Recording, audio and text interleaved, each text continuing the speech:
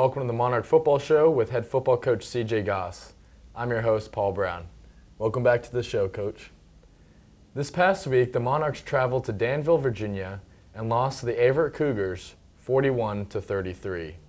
Now, Coach, what do you feel like was the difference in this game? Well, we had a little trouble getting our momentum going. And, to start the game, we spotted them 21 points. And it's hard to win a football game when you're down 21-0. And, our offense right now isn't built to close a deficit like that. And I think we struggled and we ran out of time. Now, offensively, though, the Monarchs put up a season-high 597 yards. Now, how has the offense improved since week one? Well, I think our offense has improved, but I think we found loopholes in the Everett defense. I think that, you can have as many yards as you want. If you can't put the ball in the end zone, then you're not going to win the football game.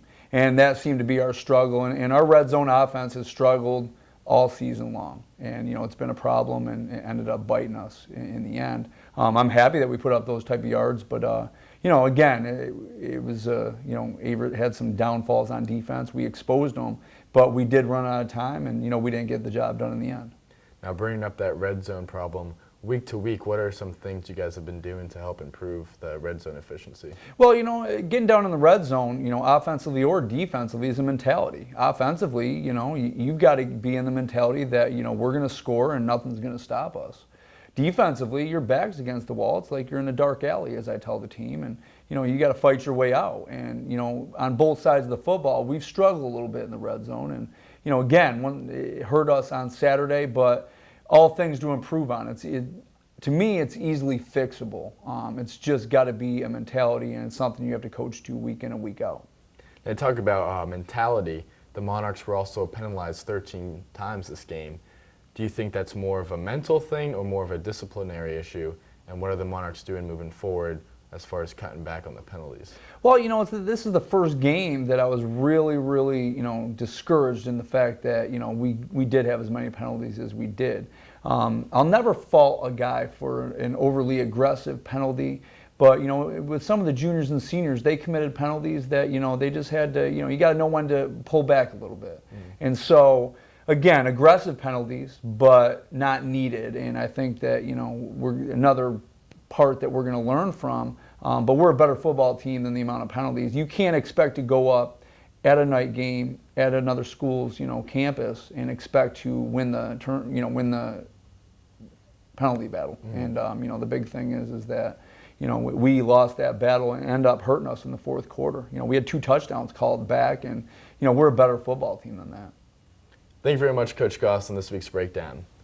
Coming up next, Billy Tenney will interview Coach Mabin, the Methodist University football team running backs coach, as well as the coach who oversees all of social media for the Methodist University football team.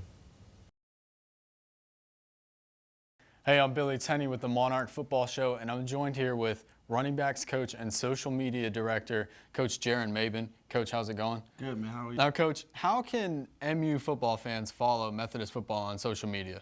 On Facebook, it's Methodist University Football, and on Twitter and Instagram, it's @Methodist_FB. And alumni are really a big part of football programs. Tell me how the social media really helps keep the alumni connected. Well, the good thing about our alumni is our football program is not very old. We started in 1989, and that just gives us a younger fan base, a younger alumni base, so we can keep those guys connected and just keep them a part of our football program because we really appreciate them. And having that younger fan base is good with your alumni. It also correlates too with the students. Tell me how the students can stay connected, and do you see a lot of students following all the pages? Absolutely. We try to do a lot of marketing for our home games. We want to pack the stands, so we offer different tailgate opportunities and different things that we want to show our fans that we appreciate them. So we shoot out different graphics and all that kind of stuff, videos, just to get our student base pumped up and ready for Saturday so we can fill up the stands.